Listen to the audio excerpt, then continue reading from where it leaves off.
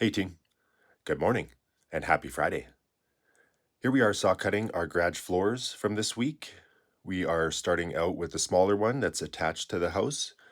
And for this one, the drains were not centered with the room, so it took a little bit of thinking to figure out our cuts.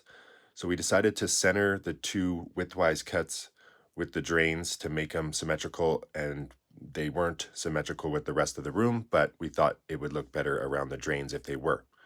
So we're about 7 feet around the drains, and we did some corner cuts.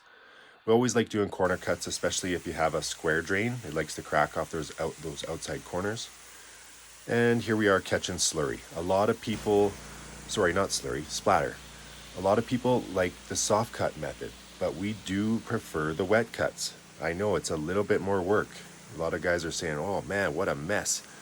And in this case, we can't wash down the drains because we're hooked up to an oil separator that goes into the storm sewer of the town. So they didn't want that system all plugged up with slurry. It's kind of a complex system and they wanted it clean to start.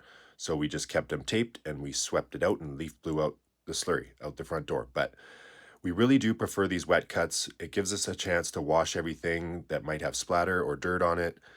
There's no dust involved. It's very quick with this big saw.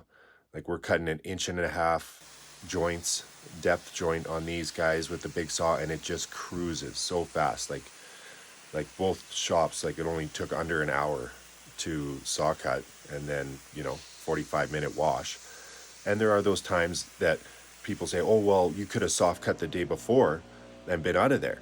Well, yeah, that's true too, but man, who the heck wants to stick around after a big day finishing and saw cut? I don't.